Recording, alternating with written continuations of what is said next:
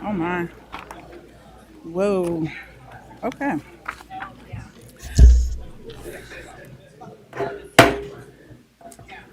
It is 6:30. Good evening, everyone. Would like to call Peoria Public School Board meeting to order. May we all stand for the Pledge of Allegiance. I pledge Allegiance to the flag of the United States of America and to the republic for which it stands, one nation, under God, indivisible, with liberty and justice for all. Thank you. And I need a printed a agenda. Cammy, did you bring me a printed one?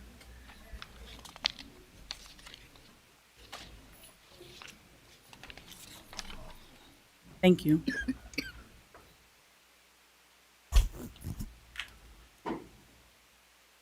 Appreciate that.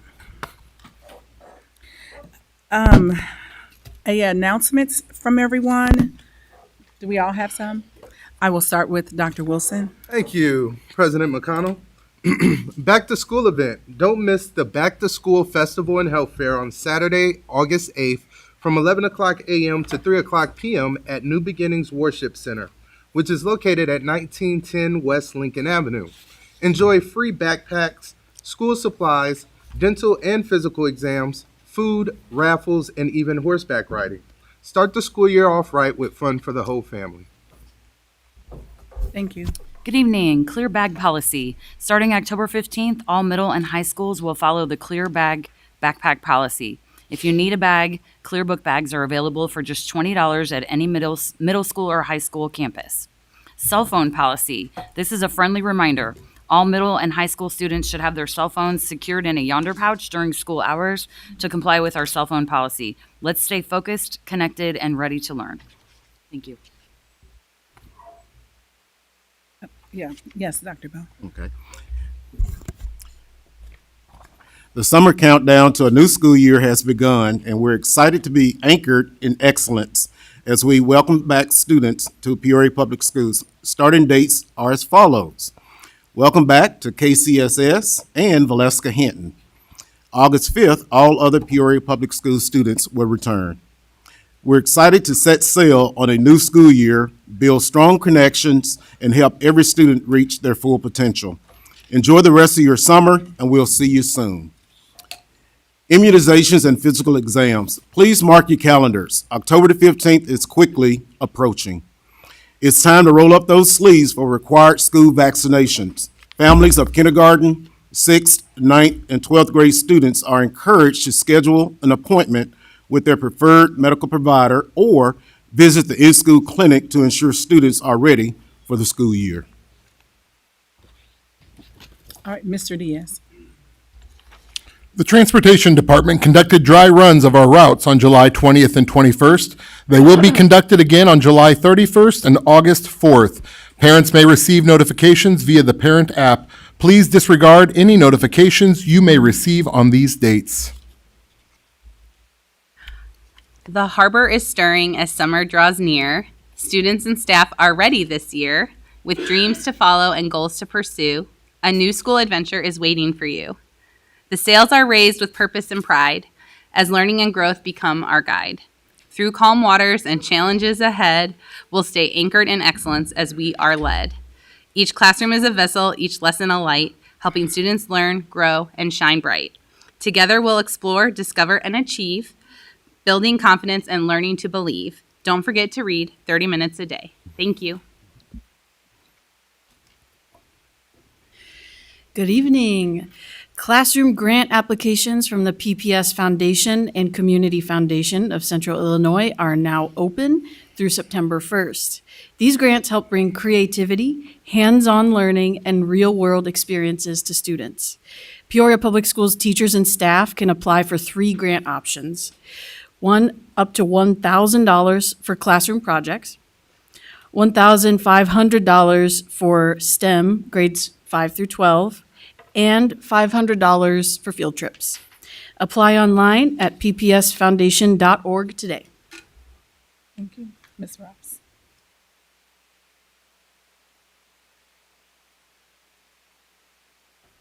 We have an announcement. Yeah.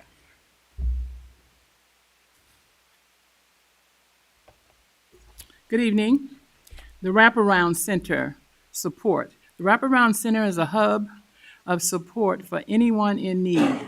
Our mission is to surround all Peoria families with care, resources, and hope, no matter what challenges they may be facing. Here are a couple of upcoming resource events at the Wraparound Center. One is the bi-weekly Drive Up Food Pantry, and is held on Thursdays. The next date is August 6th, August 20th, from 10 a.m. to 12 p.m. Number 2 is there will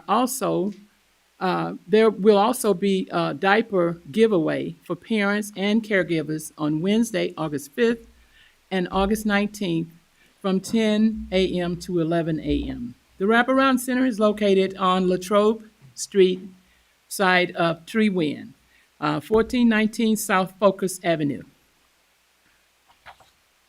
Thank you. Welcome to our new administration here at Peoria Public Schools. As I call your name, if you would stand or either wave, please. Dr. Jerry Bell, Superintendent of Schools. I'll stand in way. Dr. Renee Andrews, Deputy Superintendent.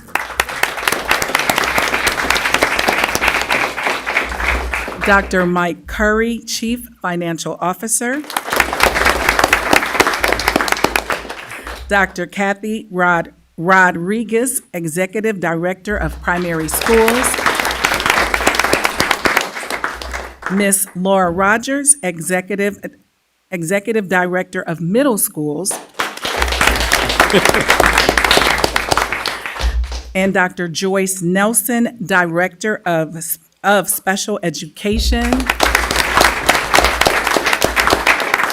And Ms. Lindsay Baum, Director of Curriculum and Instruction. Ms. Holly Hasty, Director of Human Resources. Ms. Keena Brown, Director of Employee Services.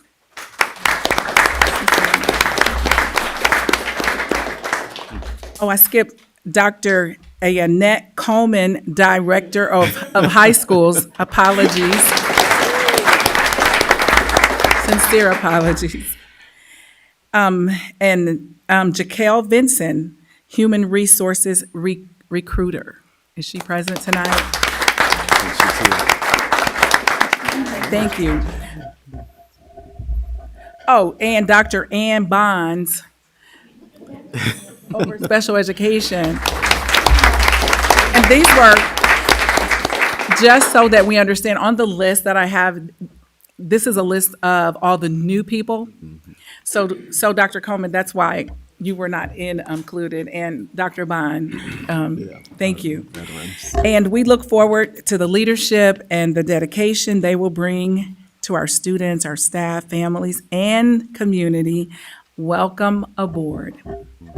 And I just want to make a side note. I've called this the PPS Dream Team, and I do love the fact that Dr. Bell promoted within, and I think that goes a long way for us utilizing people who have demonstrated dedication to our district for over 15, 20 years, and that means a lot. So thank you guys for stepping up, taking ownership of this leadership role, and we look forward to having a fantastic time. Thank you. Right.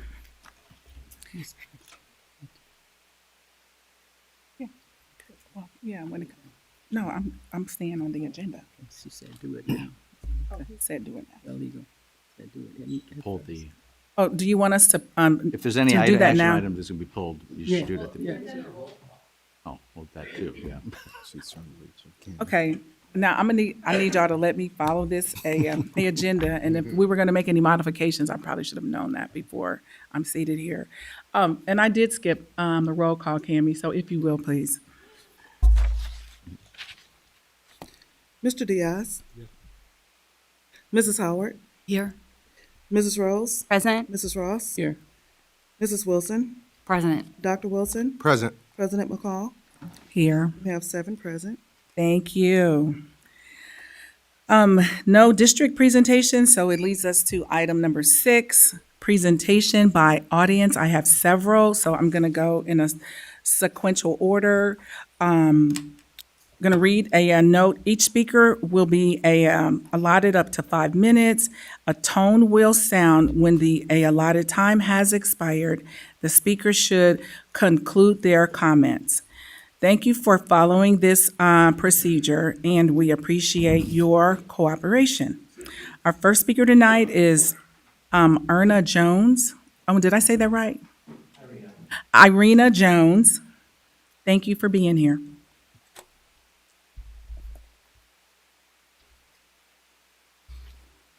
Hi, everybody. My name is Irina Jones. For the past 2 years, I had the privilege to work at 150. I was a teacher and instructor for CNA program at Woodruff and medical terminology.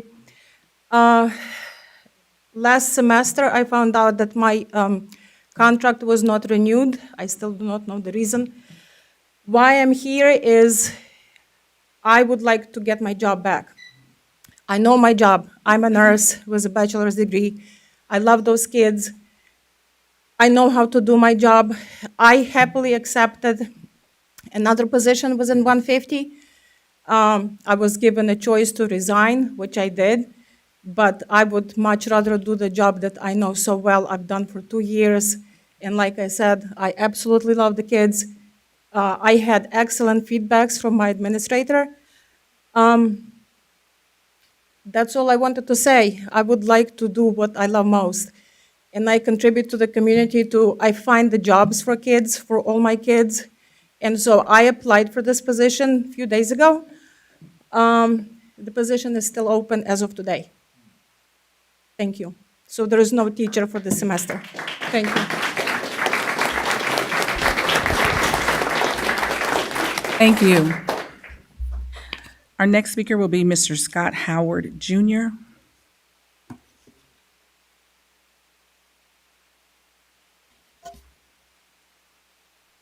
Hi, everybody.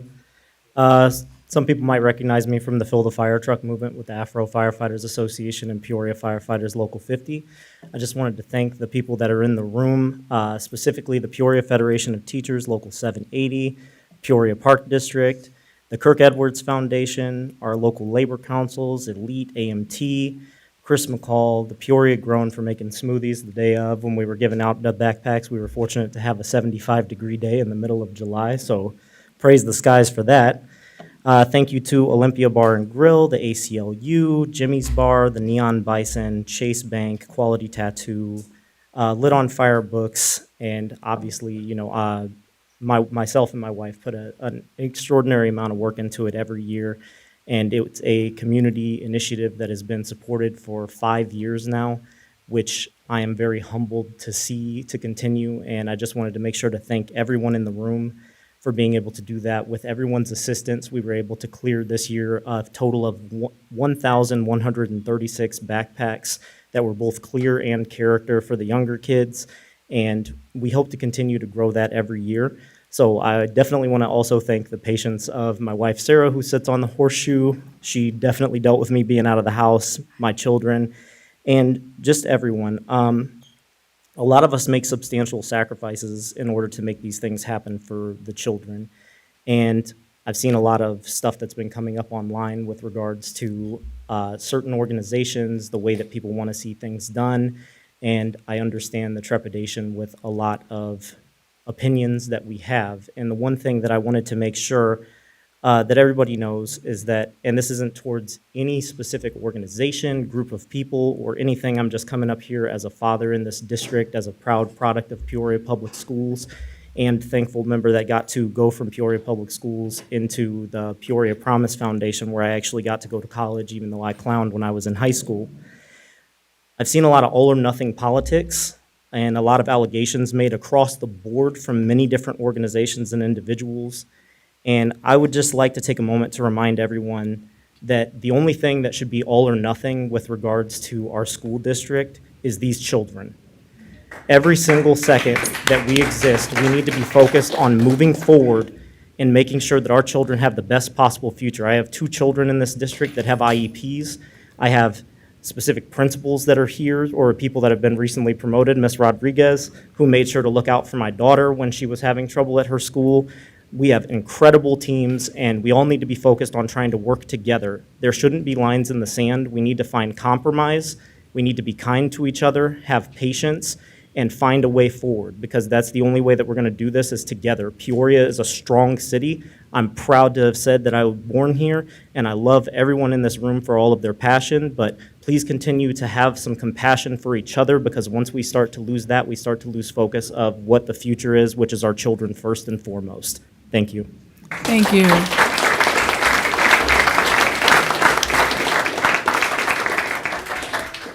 Okay, we have Mr. Charlie Thomas. What's your address? Fonte Lane? No, it just wasn't, complete, and the board policy is, we just want to know. When was that board possibly changed? It's Because just, I've been coming here it's on 30 the card. years and Would you never- like to speak? You I can would go ahead love and to speak. speak. Okay, thank Have you you. started my time yet? Yes. Thank you. It's funny, what I'm talking about tonight is our board.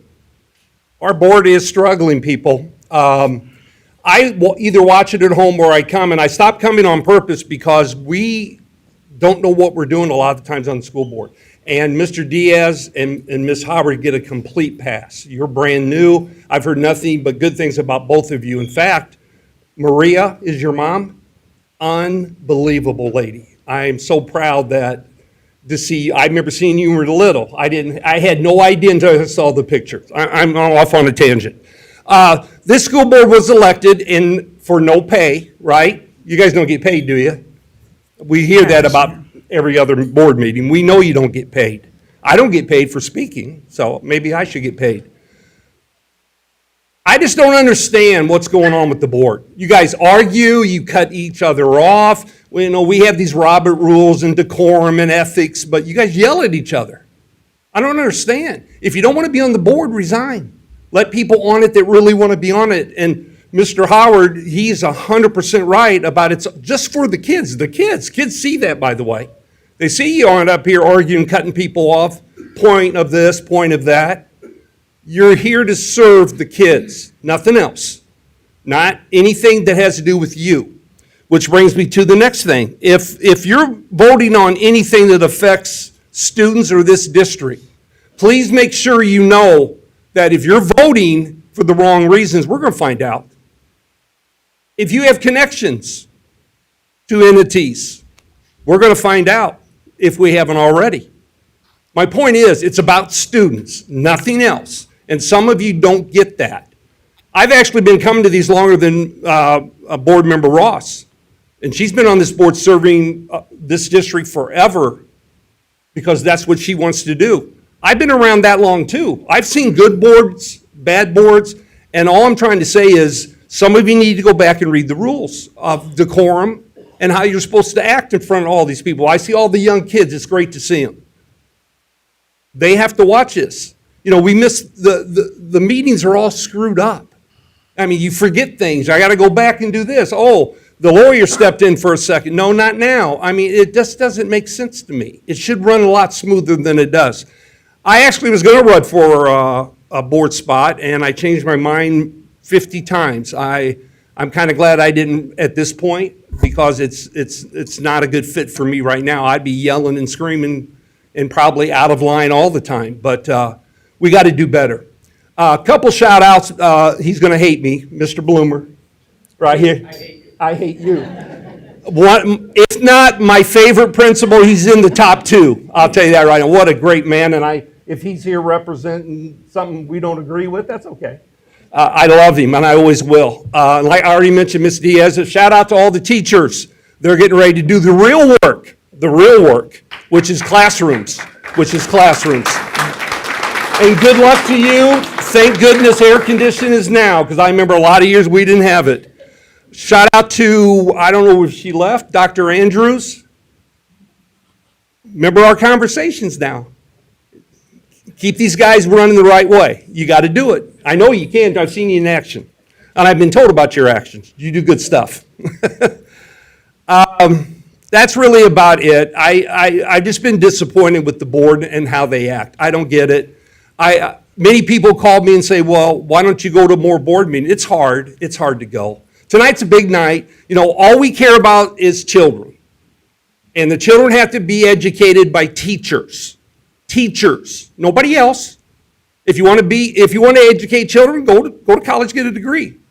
That's my only gripe. It's not about who, that, she, him, where. It's about teachers teaching our students, not people that want to think they're teaching our students, that have a degree, went to college, learned from great professors. The best college in the state of Illinois is Eastern, of course. ISU. I just don't.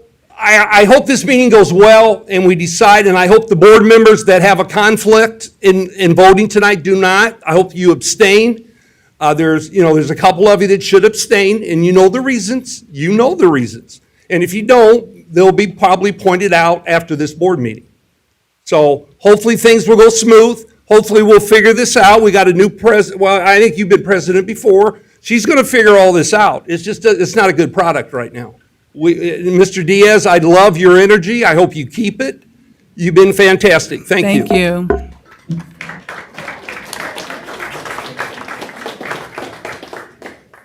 All right, next speaker is Leslie Danage.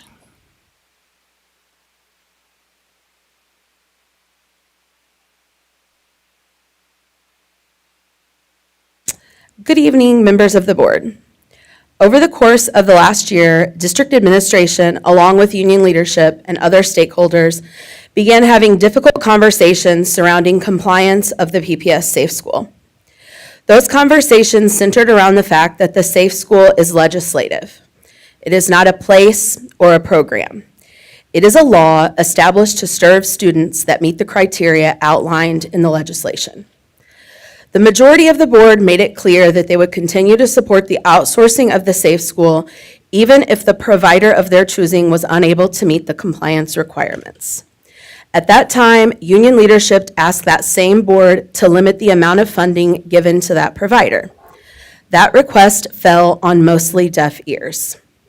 At the conclusion of the 25-26 school year, union leadership provided the new administration with a list of non-compliance items for the PPS Safe School. We reiterated that our intent was to bring the program into compliance, but also gave notice that if the issues were not rectified, we intend to file ISB non-compliance complaints on all 18 of the violations. The administration responded by creating a plan that corrected the violations and afforded a pathway for both PPS and the outsourced provider to serve students while following the legislation.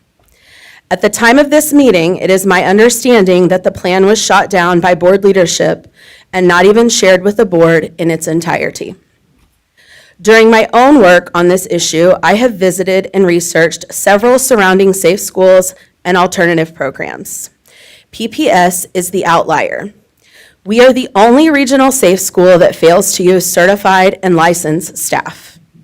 We are the only regional safe school that fails to use a clear, concise, compliance-based budget built around the RSSP funding available through the ROE. We are the only regional safe school that fails to use a legislative checklist to ensure students are being provided with the services they are entitled to. We are the only regional safe school that outsources the program and doesn't require the outsourced provider to adhere by all board policies and legislation. I provided the information on other surrounding safe schools to the administration so as to give them the ability to design a compliant program of their choosing as is their role.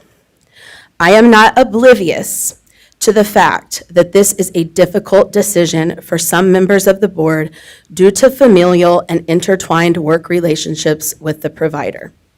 It is my belief that legislation takes priority over those relationships. I am also not oblivious to the role this provider has and continues to play in the community and the value of that role. That work can be applauded and appreciated while not being financed through an inappropriate means. Continuing to vote yes for Game Changers as is not only disregarding the role of the administration, but it is asking the CFO to grant an expenditure that does not align with the funding. My ask today is that the board not put our new leadership in that position. This is a decision that should be voted on today to allow the implementation of successful safe school plan for our students as they begin school next week. Thank you for your time. Thank you.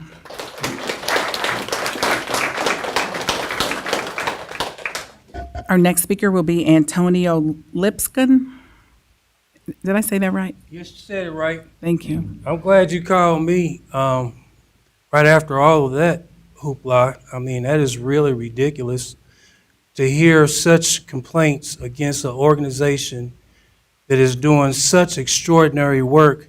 Maybe some people are not on the ground level seeing the faces of these young people and seeing the hurt and the pain and the trauma that they're experiencing, and being able to come into a program, and I'm going to be clear about the program I'm speaking on, the LEAP program, and allow those young people's lives to be changed. A lot of politics is happening right now where it seems like some people care about some rather than others.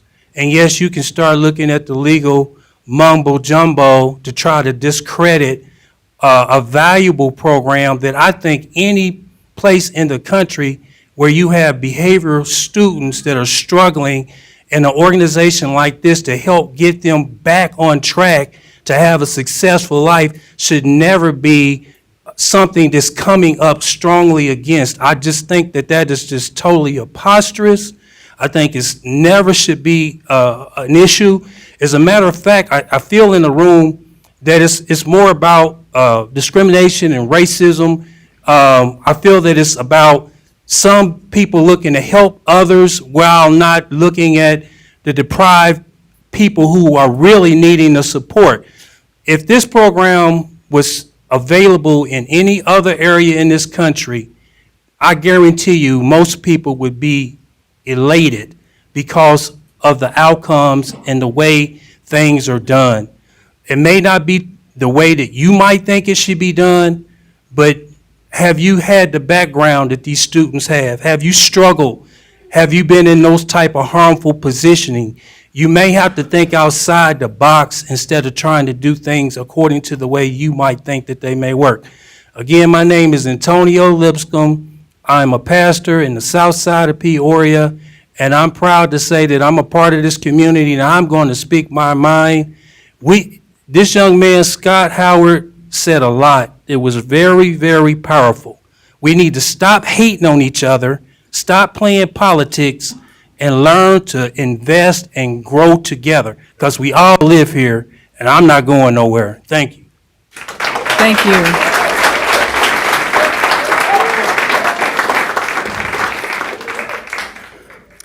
Our next speaker is Mr. Tom Bloomer. Good evening, everyone. Good evening. I want to wish good luck to all my former colleagues here. It is a great group of people that you've chosen, Dr. Bell. So I'm really excited to see what's going to happen in District 150 this year. Or are we saying Peoria Public Schools? Okay, Peoria Public Schools. I've forgotten already.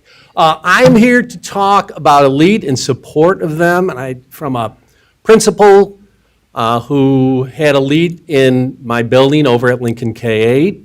Need to give you a little bit of background. I was the principal at the Safe School when it was at Woodruff. Charlie was one of my teachers.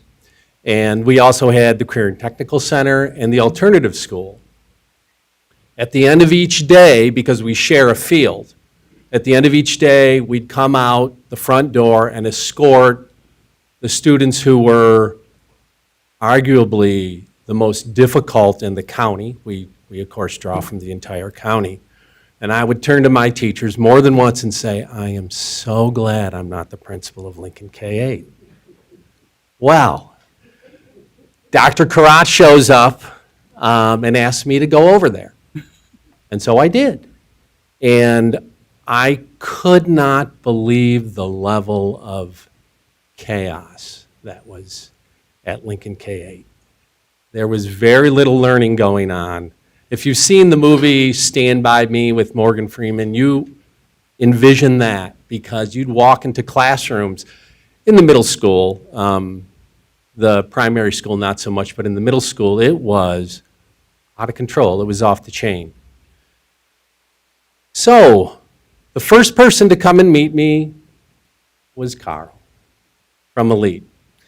And he said, we can do this. And we did. We turned that school around, and it was because of the partnership that we formed. It didn't happen right away, but it did happen. We had that school changed, and that was because, in part, and I'll say this right now, I don't think it could have been done without Elite. Elite is able to speak to the students that I can't speak to. It's overused. It's the phrase, it takes a village, but it really did take a village to turn that school around. I was a happy partner with them. I am here to encourage the funding continue. I don't know all the ins and outs.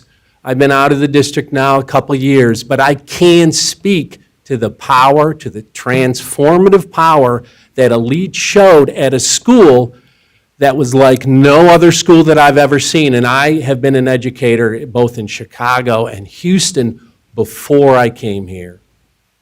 One of the things I think you need to do is also talk to the teachers. There's one of them back there who was at the school. She can vouch for the craziness that was at that school and the transformation. Talk to the teachers. Talk to the teachers that were in the building and talk to them about how things changed. It was not just me. It was Carl, Elite, the teachers, the custodians, people sitting at that horseshoe. Ms. Ross knows how crazy it was. So anyhow, I will end there. Please continue to support Elite. They will continue to make a change. Thank you. Thank you.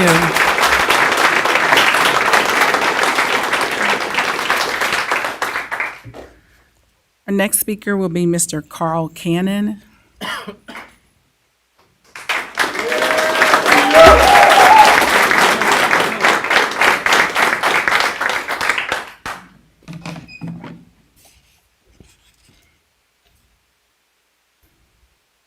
Thank you, President McConnell, Vice President Ross, members of the board, Dr. Bell, and members of our community.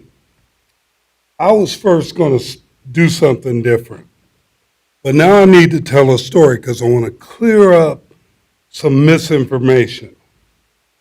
I want to give some history. I had the privilege of working with several of the previous superintendents. Leslie, I want to clear up a direction you went. I worked with Dr. Hinton, Dr. Lathan, of course, Dr. Karat. I remember in September of 2021, during the COVID pandemic, Dr. Derek Booth called me because several hundred students were simply not logging in to virtual school. He asked me if our game changers would help find those students and get them re-engaged. When I say game, you say changer. Game. Changer. My answer was yes. The game changers went into disadvantaged neighborhoods across the city, knocked on doors, met with parents, and got the students into virtual class. Those who didn't go to virtual class, we picked them up and took them to Tree Wind Pavilion. I work for the Park District. Before we did that, we received approval from the Park District, the Peoria County Health Department, PPS, and every parent or parent guardian involved. We transported those students every day, fed them, right, Ms. Woods, supervised them through virtual learning, and followed every COVID protocol in the process. We did not have a single student or staff member contract COVID throughout our program. We continued until PPS was able to fully reopen. When students returned, behavioral issues exploded across the district, just as they did across the country. It wasn't just here. Once again, Dr. Booth called and asked if game changers, when I say game, you say changers, would you take some of the district's most challenging 6th through 9th grade students? Once again, our answer was yes.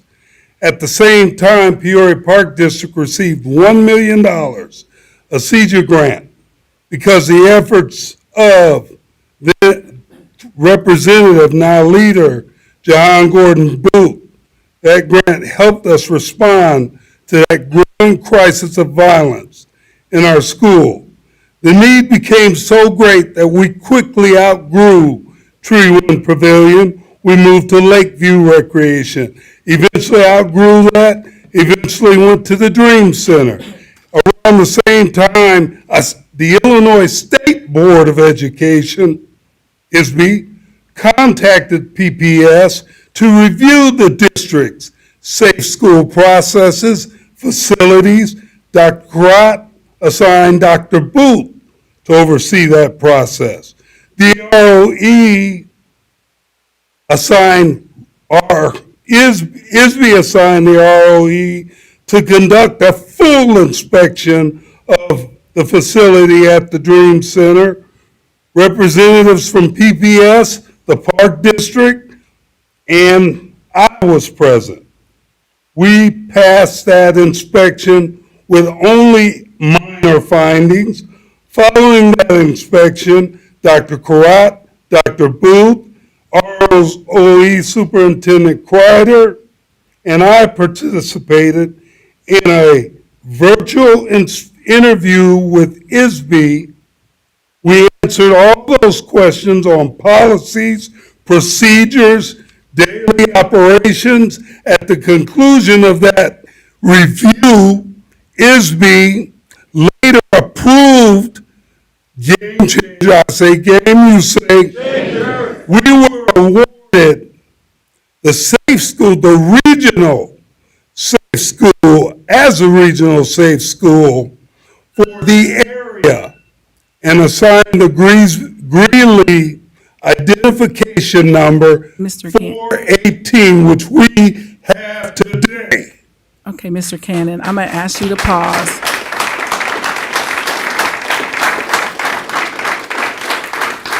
And we haven't violated that one time. We have not been notified that we have violated. All right, Mr. Cannon. I'm sorry, Yeah, no, Madam that's President. okay. You will have the opportunity to finish. Thank you.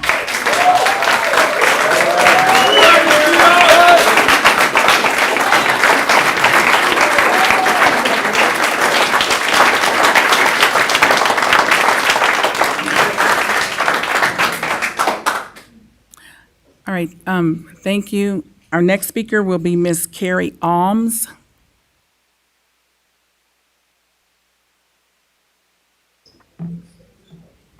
Thank you for this opportunity to speak. Please understand that my remarks tonight are purely Vulcan. That is a strict devotion to logic over emotion. The board maintains that they are conducting the people's business in public. Early analysis of the 26-27 team reveals that some board members are being transparent while others are not. No matter how many times a board member proclaims being transparent and is not, the public's trust is eroded. Transparent materials allow light to pass through them completely, letting you see clear, distinct objects on the other side. In contrast, opaque materials completely block light from passing through, making it impossible to see what is behind them. You decide. Are the school board's processes and decisions transparent or opaque? Let's discuss a gap in knowledge versus poor decision-making. A gap in knowledge is simply not being informed or exposed to the facts and can be completely remedied through education, experience, and learning. Poor decision-making refers to an inherent inability to understand concepts or an inability to use common sense, even when someone is directly presented with facts and knowledge. Some school board members are required to complete their OMA training within the first 90 days of their term. The two newest board members may still be working on that. Non-compliance to OMA is likely not due to a gap in knowledge by other board members, some of whom have repeatedly asked for and been rebuffed for seeking the board's compliance with OMA. By elimination, that leads us to analysis for poor decision-making. Take, for example, the June 22nd and July 13th school board meetings. Respectively, no legal notice for the amended budget hearing was ever published for June 8th or June 22nd, and that a speaker was required to provide an address to speak. One board member subjected the audience, board members and the public alike, to these explanations. The legal notice was posted on the building, or it rolls from one meeting to another. Requiring the speaker to provide an address when the speaker clearly stated it was an OMA violation, President McConnell insisted that an address was required per board policy to complete the card in full, which may illustrate poor decision-making. The chain of authority in the U.S. and the United States Constitution is the United States Constitution, federal regulations, state law, and school board policies. OMA overrules any school board policy not in compliance with it, period. You decide. A gap in knowledge or poor decision-making. The response of the board's legal counsel, who is paid using tax dollars? Silence. Why? Any speakers and the public in general are owed a public policy from the school board for the misinformation, the illegal request to provide an address to speak, and the bullying to any speakers past and present for having the right to speak abridged by an elected official acting in an illegal manner. Let's move on to FOIA. A FOIA request means a written document that is submitted to a public body by a personal delivery, mail, telefax, or electronic mail asking for public records. The BOE policy 250 reads similarly. The district's website clearly identifies the district's FOIA officer and informs requesters that all requests to inspect and/or obtain a copy of the district records must be made in writing by clicking the link below. Why? On July 15th, I submitted my FOIA request to the district's identified FOIA officer's email account. Later that day, I received two emails. First, thank you for registering with the Peoria Public Schools FOIA Center. Below, you will find your login and password information. Please log into the FOIA Center to update any contract or password information and to track the progress of your request. Why? Why did the district, without my authorization, enter my personal information and create a FOIA account for me, empowered by GovQA, a third-party database? The second email detailed that I would receive a FOIA response via email. Again, thank you for using the FOIA Center. I never used the FOIA Center. My FOIA request was provided by Jennifer Donnelly. Why? Why are taxpayers paying an attorney's billable rate to fulfill the district's FOIA request? This series of events is most illogical. I am requesting a meeting with President McConnell, Board Member Diaz, Superintendent Bell, and the District Legal Counsel Donnelly to explain how and why this most illogical series of events occurred. On July 13th, President McConnell stated, "Some of these comments are worthy of a follow-up conversation for accountability, not only for the audience speaker, but also for the board, and we do not shy away from a conversation, a healthy, truthful, intelligent conversation." I look forward to that conversation. Thank you. Thank you.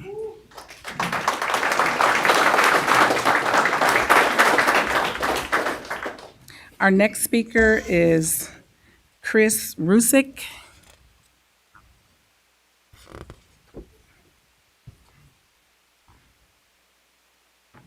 Hi, my name is Chris Rusick, and I'm here to speak in defense of Elite, or in support of Elite. They don't need any defending.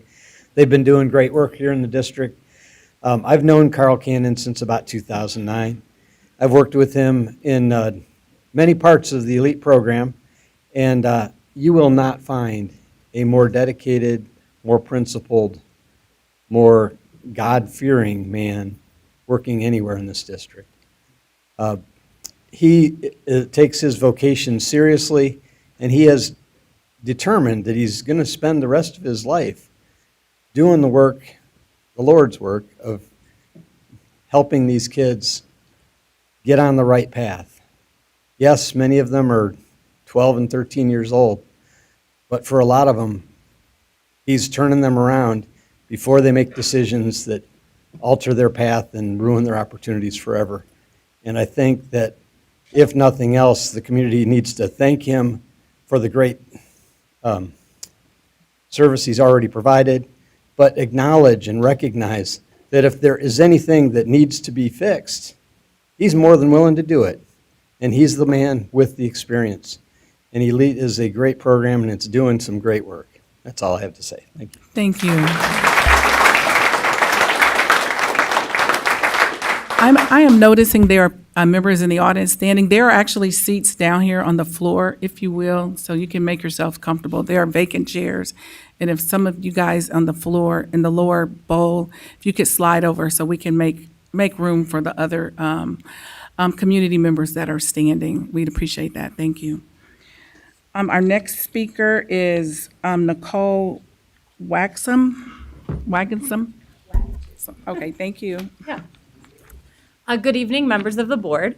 My name's Nikki Wagenschutz, and I am the kindergarten through fourth grade school counselor at Tree Win. Go Tigers. This evening, I'd like to address the potential renewal of the Elite Game Changer program. Well, I've worked with many wonderful people at Elite who have poured their energy and experiences into students. When I worked at Quest Charter Academy, I didn't see her here, but Miss Terrell, she's incredible. I often struggle to find public information or any research-based methods they use or long-term data regarding how students do once they transition back to their home schools if those environments have not changed. In contrast, our own primary alternative program, Rise Academy, requires extensive Tier 1 and Tier data collection before students are accepted into the program and has a slow transition back to home schools that keeps teachers and staff informed of what skills the students have been working on and what supports they will need once they return. That being said, my major concern is not the Elite or the Game Changers program. It's that we as a district continue to pour money into programs that are reactive instead of proactive. This is a significant amount of money for a program that often seems to be used by administrators as a tool to get children out of the building instead of addressing root issues such as childhood trauma, lack of social emotional learning skills, and up-to-date information and training on trauma-informed practices for teachers in regards to classroom management. There are many data-backed trainings and programs, some even provided for free by our own Regional Office of Education available, that could address these issues with a much broader scope than a single out-of-district program. Additionally, we could be proactive by using these funds to hire additional K-4 counselors in the remaining buildings in the district where there are none. Elementary and middle school counselors provide Tier 1, 2, and 3 social emotional learning supports for all students across our buildings and are often underutilized by our administration. I think we should continue to focus, or if we continue to focus, on reactive SEL and behavior programming instead of providing in-house services from a young age, are we really doing what's best for the students and families of Peoria Public Schools? Thank you. Thank you.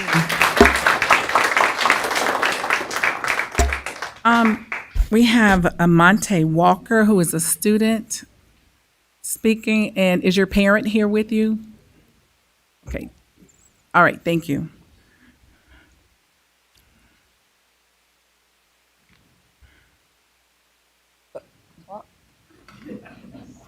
My name is Monte Walker. I'm an 8th grader. I attended Elite Game Changer Safe School, and this fall I will be attending Richwoods High School. And I just wanted to share a little bit of experience about this summer and the work, winning summer school in the work first program. I'm not gonna lie, it wasn't easy, it wasn't hard. Some days we spent hours painting outside, and then we still had to come back and focus on our schoolwork, and it was hard sometimes, but we still stuck with it and made through it. And but it was taught me that if I kept working and don't give up, I can do more than I thought I could. I also wanted to say, uh, I also wanted to say, yeah, I also wanted to say, say that I was more successful at Elite Game Changer School than I was in regular school. I felt like when you got in trouble in regular school, they'd send you to ISS and you would just get in trouble and nobody had, like, help you, like, make you do stuff better or figure out what you did wrong or make you, redo it.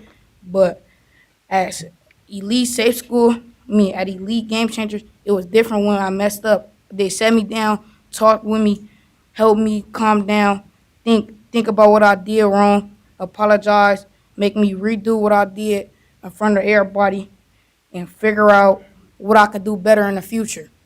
And next time, they just didn't punish me. They made sure I learned how to do stuff better.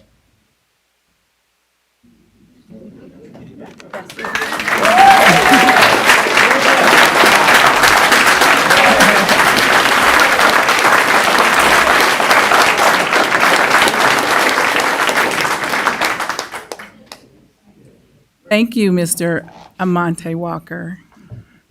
Our next speaker is Luke Parkman.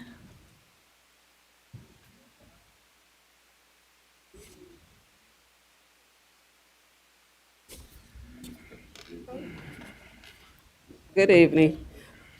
My name is Lou Parkman. I serve as the intake coordinator for Elite Community Outreach. When I think of my role and passion, I realize I can't separate the two because this work is personal for me. I grew up right here in Peoria. I grew up in the projects. I made some bad choices, and there were times when the future didn't look bright for me. But someone saw something in me that I couldn't see in myself. Someone gave me another chance, and that changed my life. Today, I have the privilege of being that person for someone else, because I know what it feels like when someone believes in you before you learn to believe in yourself. People often ask, what do I do as an intake coordinator? My answer is simple. I help people see the child before they see the behavior. Every day I meet families who are doing the best they can. I sit in the living rooms, I listen to parents who are overwhelmed, I meet students who have been labeled as difficult, disrespectful, or disruptive long before anyone took the time to understand what they've been through. I've learned that behavior tells a story. Until we understand that story, we only judge on what we see on the surface. Sometimes the story is trauma, sometimes it's grief, sometimes it's hunger, sometimes it's anxiety, and sometimes it's homelessness. Sometimes it's simply a child trying to survive. Those struggles don't disappear when the school bell rings. They walk in our classrooms with our children every single day. Yes, education is important. We all want our children to succeed academically. But before a child can focus on learning, they need to feel safe. They need to know someone cares. Sometimes they need someone to listen before they can learn. That's when my work begins. My job is to build relationships with families, connect them to resources, advocate for their needs, help remove the barriers that stand between a child and their education. At Elite, we believe in accountability. We teach responsibility, we teach communication, we teach emotional regulation. Most importantly, we teach our students that while their past may explain some of their choices, it does not have to define their future. I watch students begin to trust adults again. I watch parents feel heard instead of judged. I watch children begin to believe in themselves after years of believing they couldn't. That kind of change doesn't happen overnight. Healing takes time. Trust takes time. Growth takes time. But I've learned that even small steps forward can change the direction of a child's life. We ask our children every day to make better choices. I think it's only fair that we hold ourselves to the same standard. If we want our children to do better, then we have to be willing to listen to one another, work together, and keep our focus where it belongs, on our children. Every child deserves to be seen. Every child deserves to be heard. Every child deserves someone who believes in them before they believe in themselves. I know that's true because someone once believed in me. Now I have the privilege, oh my God. Now I have the privilege of believing in them. Thank you.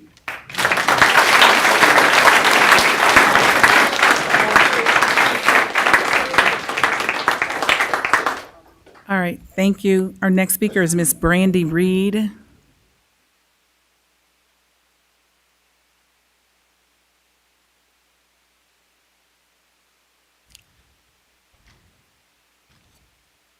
Okay. Hello. Good evening to the board. My name is Brandy Reed. My son and I are not formally from Peoria, but we have resided here in the last 2 years, so still primarily new to the district. My son first started off at Von Steuben and did well in the beginning. However, as time went on, his behavior changed with the teachers and adversely some of the students. He got into one fight. Afterwards, not wanting to return to Von Steuben or doing what was required of him, he was then referred to the Excelis program, the online program with District 150. He was denied. So then ultimately, we were referred to Game Changers. When I first heard about this program, like I said, being that we're not from Peoria, I thought, no, my son shouldn't have to go to an alternative school considered for bad kids for one fight. I also had heard the school was on the south end, and the principal at Von Steuben had previously stated that the school, Treewin School, Treewin was better than before, which instantly put up another red flag. That's a double no. I'm not from here, so that's just telling me there was something wrong with the school before. So I put it off as long as I could, as I looked for other options. Meanwhile, my son was missing his education, almost 2 months out of school. Game Changers began to call my phone, and I ignored until I had another talk with my son. We decided to give it a try. We set up the appointment with Miss Liu, which went great.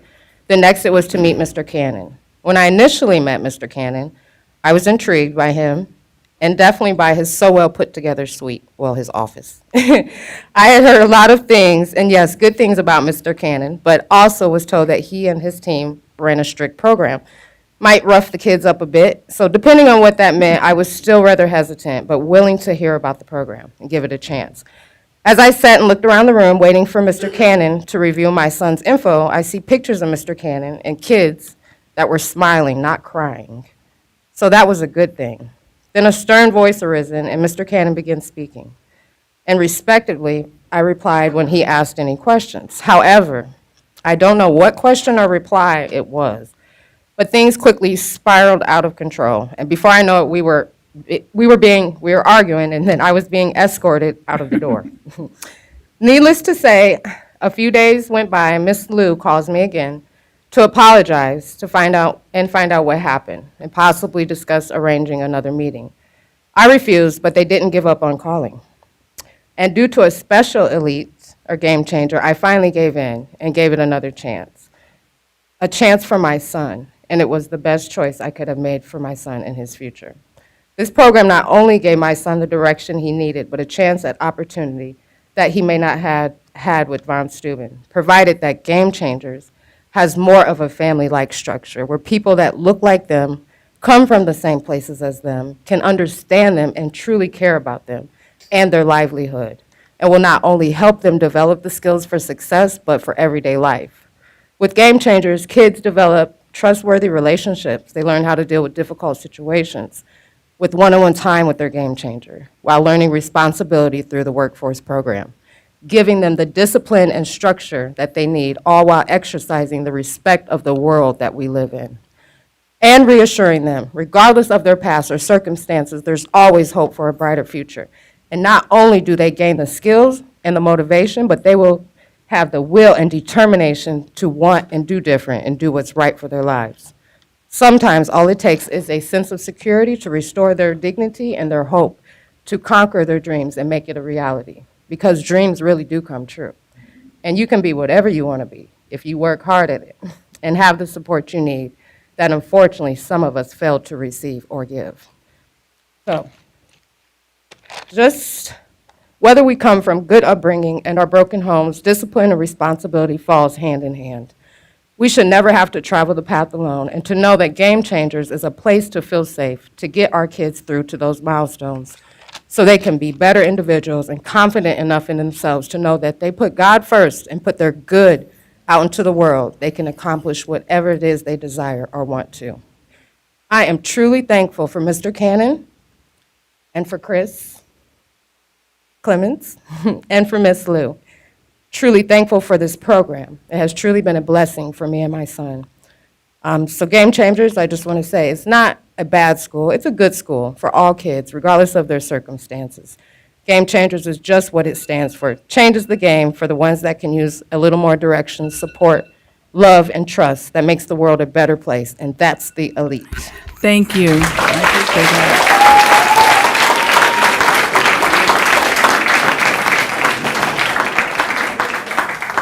Okay, our next speaker is Marie Lindahl.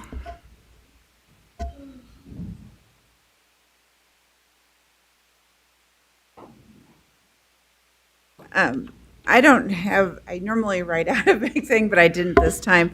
My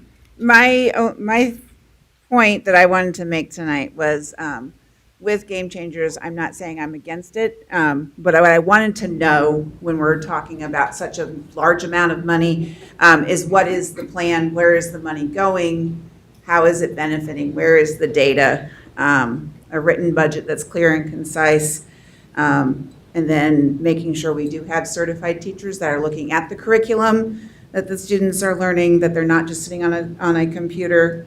Great to have IXL and all those programs, but as a supplement to them. And then making sure background checks are also done. I know that at our building, just to come help out with recess, we do a background check. Families aren't just allowed, even though it's your child, we still double check. Just to make sure the safety of our children. And then I know some other people have mentioned it about possible conflict of interest for those on the board that may have connections. I just saying that. So just want you to look a little deeper, find that data, make sure it's a program that needs to be for our students. And I'm seeing great things that are happening. I'm not saying that doesn't happen, but I just, as a teacher in the district, that plans to stay here until I retire. I just want to see that it is a program that's helping out. So, thank you. Thank you. Hey guys, we only got a few more, so bear with us. Our next speaker is Chris Clemens.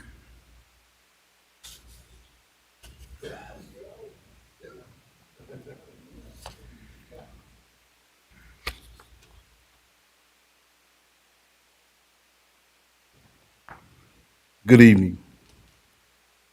My name is Christopher Clemens, and I'm a game changer with the Elite Community Outreach. My job is simple, to help save lives. The reason I joined Elite is because I believe in what we do. I believe people deserve second chances. I believe we should never give up on young people or adults who are struggling to find their way. Too often, people see behavior and make judgments. At Elite, we look beyond the behavior to understand the person. What we provide is more than supervision. We provide hope, encouragement, structure, discipline, accountability, and guidance. Most importantly, we ask the questions too many people never ask. What's going on at home? Do you have food to eat? Are your parents struggling to pay bills? What happened in your life that's causing you to act the way you're acting? Because a child's behavior is often a symptom of something much deeper. Until someone is willing to understand what's behind that behavior, they'll never truly reach that child. I know this because I lived it. I grew up on the south end of Peoria in the housing projects. I know what it's like to go from house to house just trying to find somewhere to sleep. I know what it's like to sleep in abandoned hallways and empty buildings because there wasn't another place to go.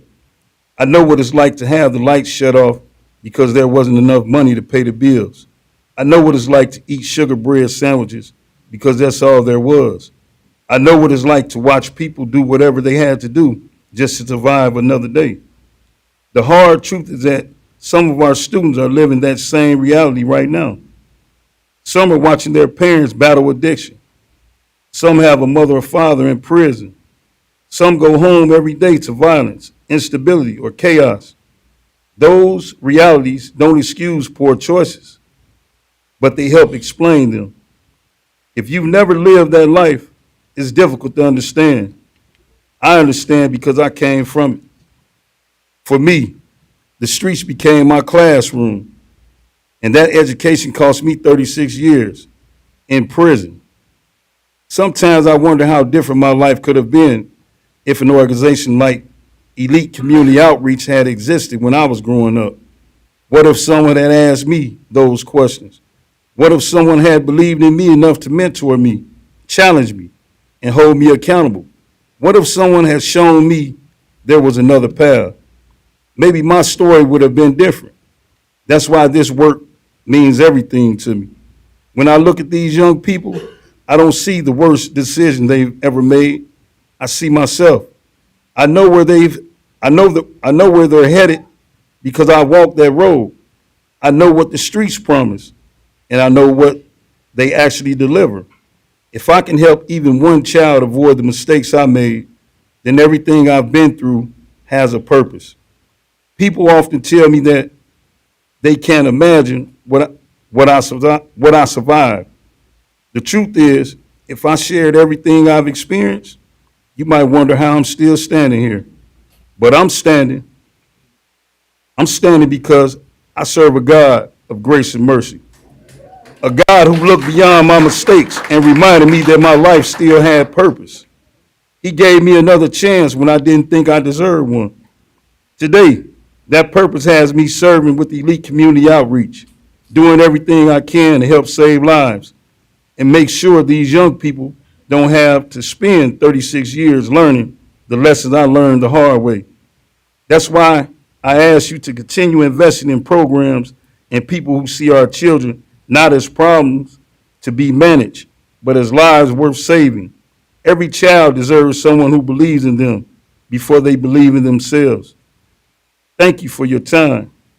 To God be the glory.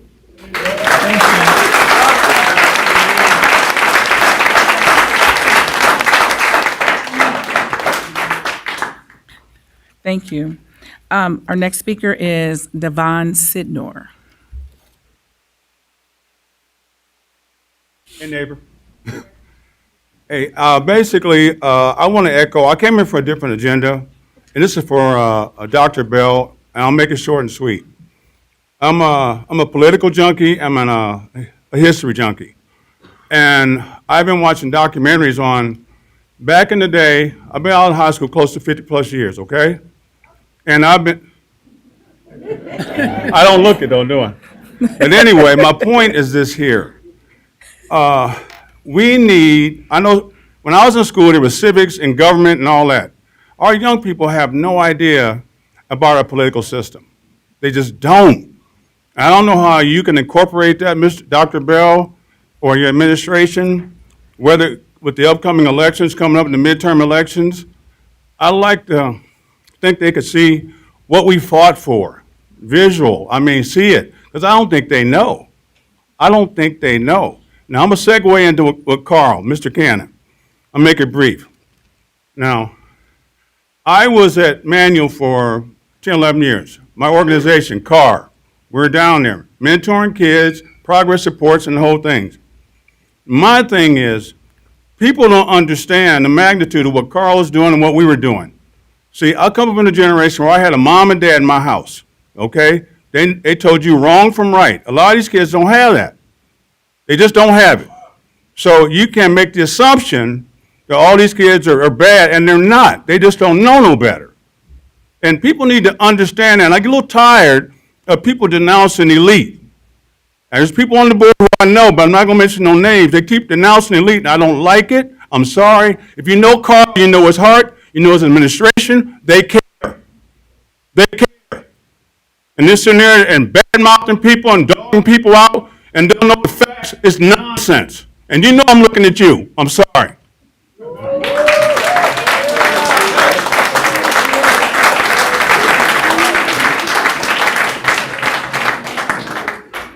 Thank you. Fred, is it Forrest? Thank you. I mean, two more.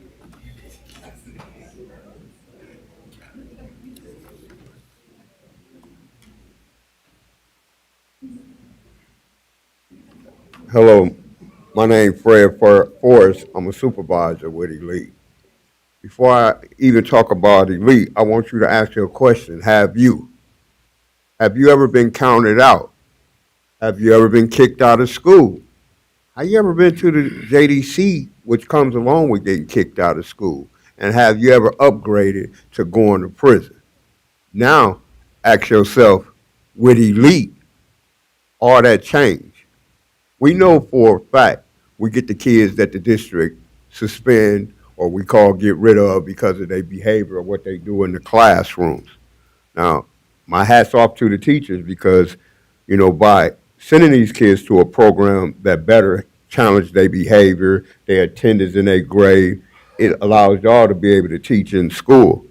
But now you also got to think about the part what Elite brings to it, the game changer. What is a game changer? A game changer is the same person that can sit down with a youth that the teachers can't sit down with and can come up with the solution. Because the thing with our youth is, it don't matter what we do, we got to come up with a solution to get them back in there where they can learn and be who they is in the future. Now, what do Elite do with that? They say about the teaching. First of all, we use a curriculum that was given to us through the District 150, which is monitored through District 150. So we know the work is being done. And we also know that the main thing is the student. If the student can't get what they got off of their chest by talking to someone that they can relate to, then we're going to have a problem not only 6th, 7th, and 8th grade, but the problem carry over to 9th, 10th, 11th, and 12th grade. How do I know? The winning program. The winning program had an access to it where when a kid graduate out of 8th grade, go to 9th grade, last board meeting, they asked, how do we know these students is ready when they go to 9th grade? Well, the component that was taken away was me, myself, I was over the winning program dealing with the high school. I would monitor these kids all the way till they graduate out of 12th grade. Now, the success rate is ridiculous. You got a kid that went to jail who didn't have a future. With Elite, it creates a future. Not only a future, this year my first student that I got through the Elite program graduated and went off to college. He wouldn't have went off to college without Elite. Without Elite, there wasn't no hope. There wasn't no promise. What Mr. Cannon installed is hope and promise. And I'm going to tell you a little bit about me when I say hope and promise. I was them young youth. But the difference wasn't no Elite. Without Elite, the result was 30 years in prison. With Elite, I'm home now. I'm giving back to what I tore up. And when I mean I give back, it don't matter. I don't get a day off. That's what I mean I don't give back. When I see a youth in a grocery store, I still got to carry the Elite symbol. What the Elite symbol is? Saving lives.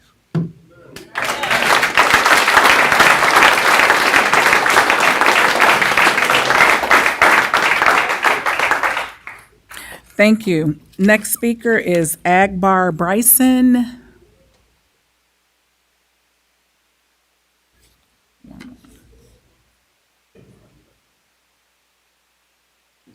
Whew, Lord. Been sitting down a long time, almost didn't make it.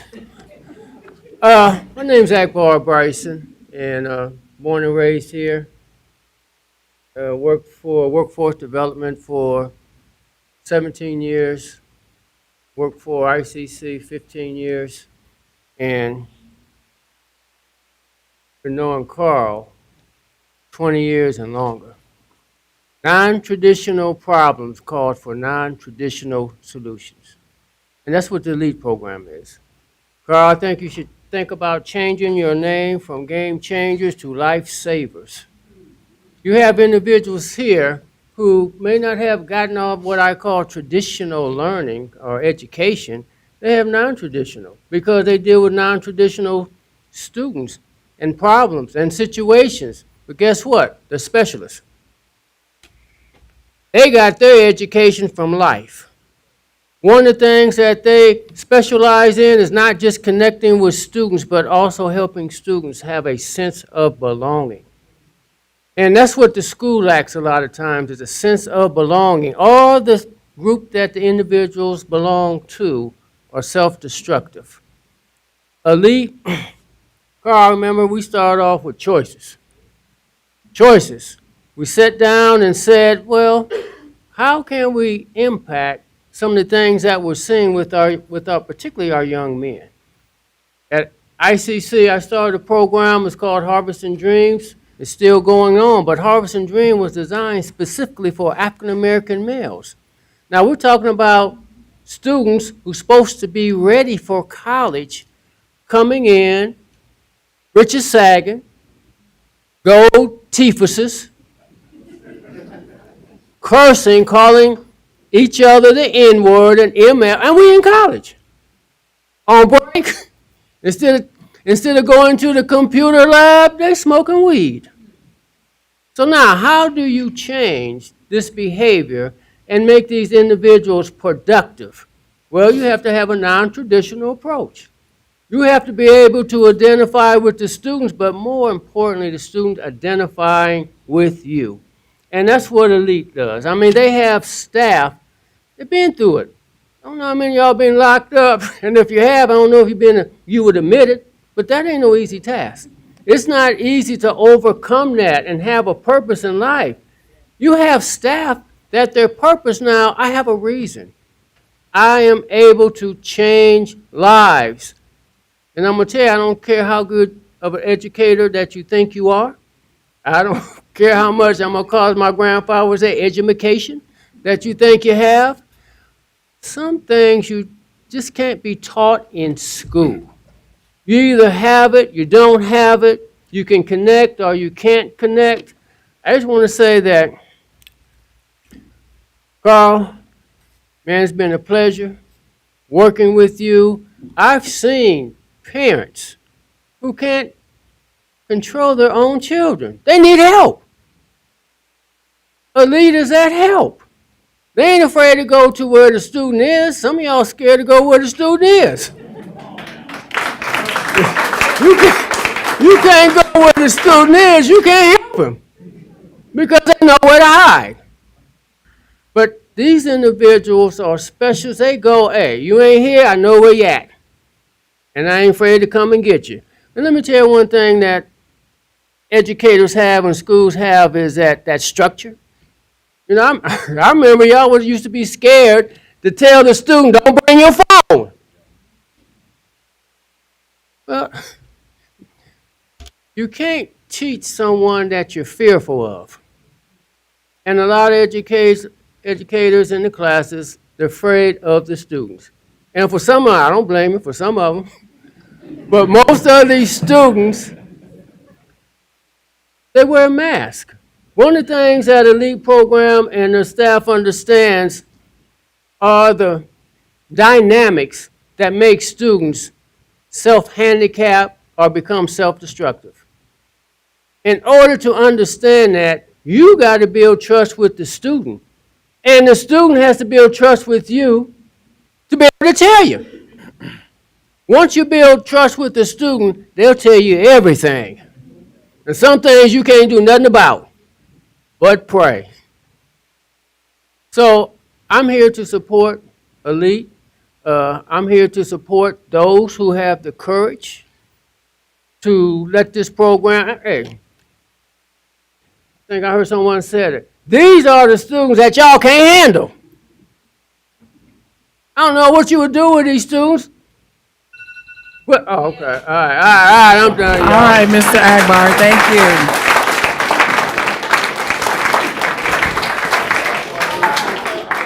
All right, and our last and final audience presentation is James. Don't quite understand the last name. I'm the third. It's fancy writing. I'm sorry. I can't read the last name. You know who I am now. God bless you. Okay, thank you. It's hard as a preacher to come up behind this. I had a set speech. It's a pleasure to meet you, sir. God bless you. This is a struggle for me because I'm looking at history in America. These are not my notes. I'm looking at numbers that were not counted in the beginning who affect us in the back end. When I, as a doctor of philosophy and divinity, walk up to a person of not my cultural ethnicity, I'm often received with a stench-like smell as if I stink. It's not because I stink, it's because of my posture and who I am.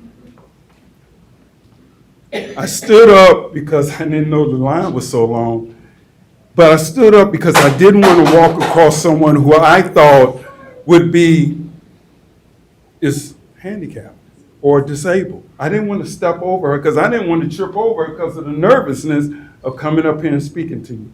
I'm not from here. I've been here for 2 years. I came here as a veteran because the services are awesome for us. And what I hear is the inability to hold yourselves and each side responsible for what you are called to do. If you want to make requests of a power structure, you operate in power. If you want unity, then you have to step from behind your desk. You have to step out of your board position. You have to step out of your homes. And you got to begin to make a difference for one another. I've seen this across the United States. I'm a Navy veteran of 8 years, and I served on the fast attack submarine. I was the only African American on 2 world cruises. But yet, when I come to Peoria and I move here, I see the same thing that's going on across the world. Everything cannot be labeled as racism. Everything cannot be labeled as biasness. Sometimes it's a lack of communication between two power struggles, between culture, between ethnicity. These are not in my notes. And so if something is changing the society or the culture in which I live in, but it doesn't impact you, it does not make it not necessary. That means that you need to roll up your sleeves, quit looking at your strategic plan, and come and sit down with the people who are working these programs, who are making the decisions, and then there you will find the answers that will cause you to vote yes. As a preacher, I didn't come here to speak about Mr. Cannon or Game Changers. I came to speak to the situation as a former board member of a region that developed the school system that many of us graduate from. I don't come here without experience. I don't come here without education. But what I see going on here goes on everywhere. Get behind your seat. Come and sit down. Talk to the people that this impact. Because as long as you sit in your highfalutin place and think you have arrived, it takes a whole lot to become a board member. It takes a whole lot to be a community member. And more important in America, it takes a whole lot to care. Thank you.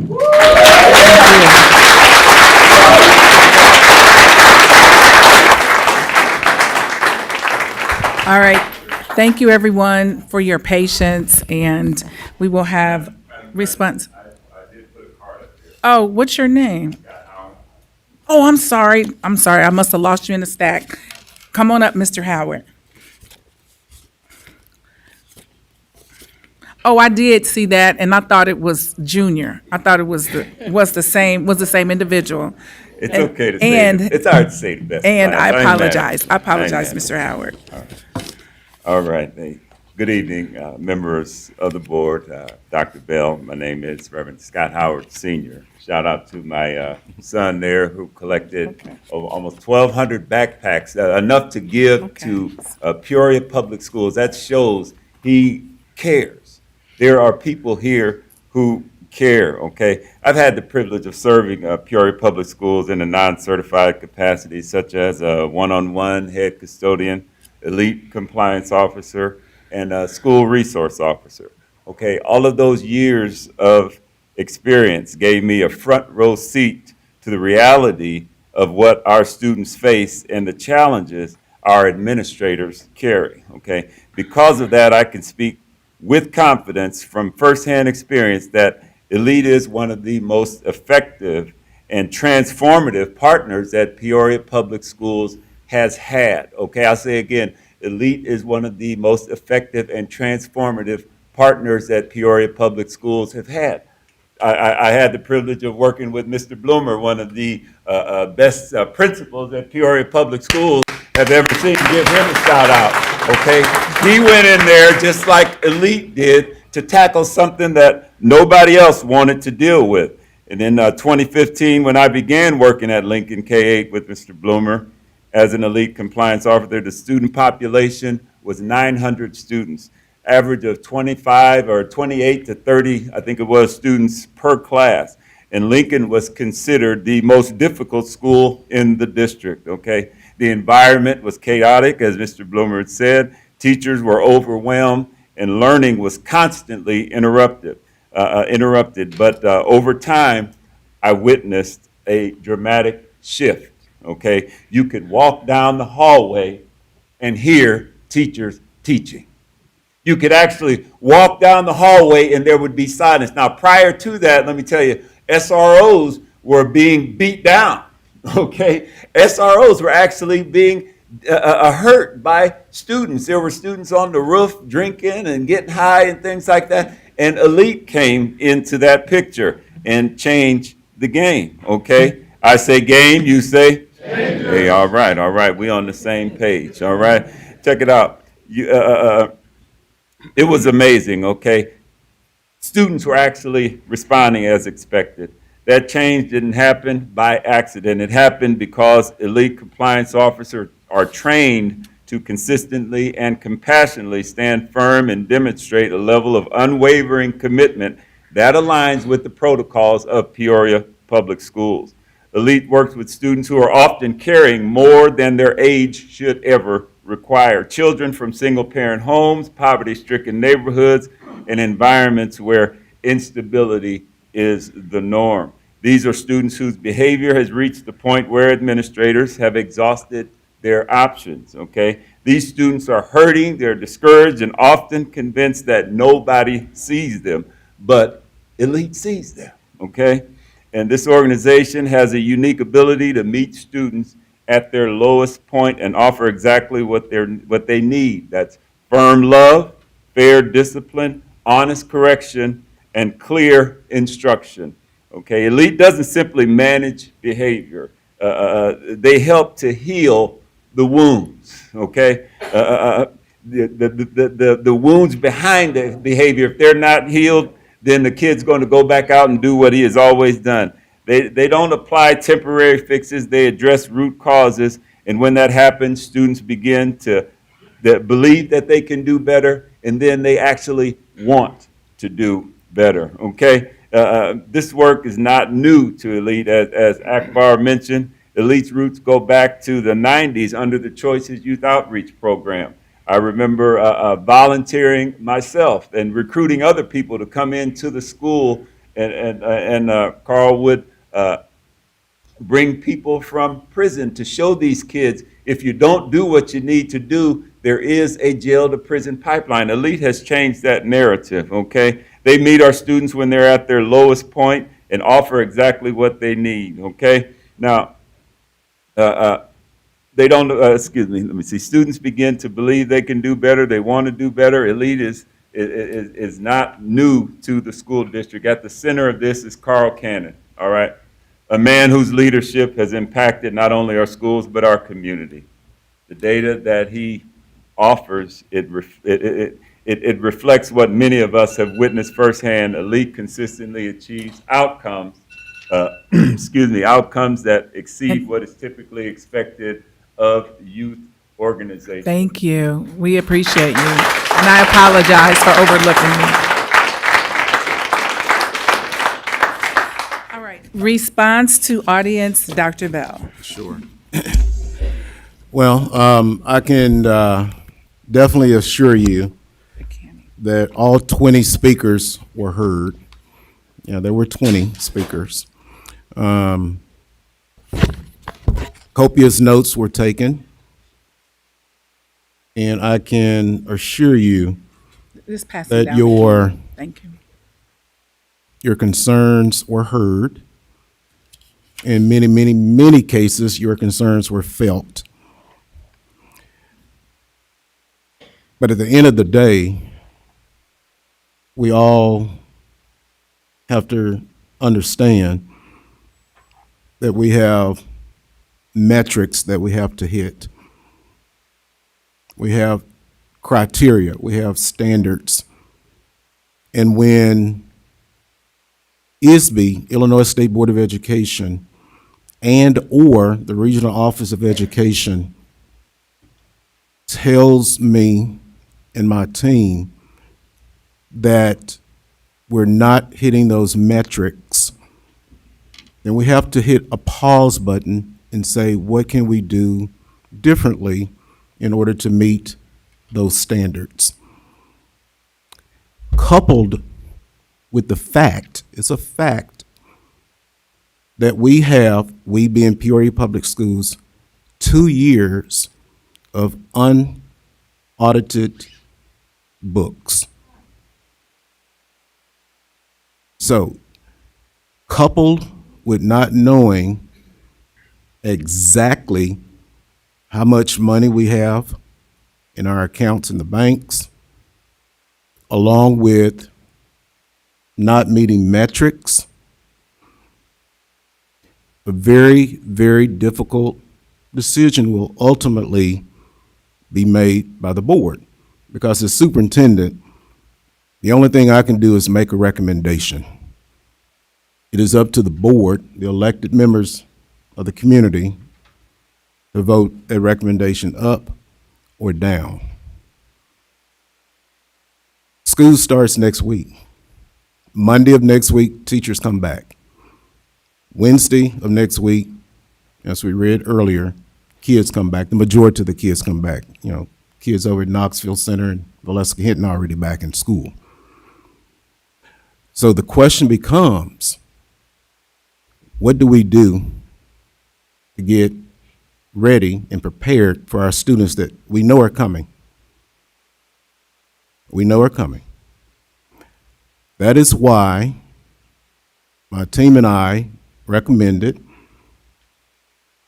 that Elite be funded, although we don't know how much money we have in the bank, be funded for at least another year, which will give us enough time to not only look at the data, but also to make sure that we thoroughly plan for our own internal safe school for our 6th, 7th, and 8th grade students.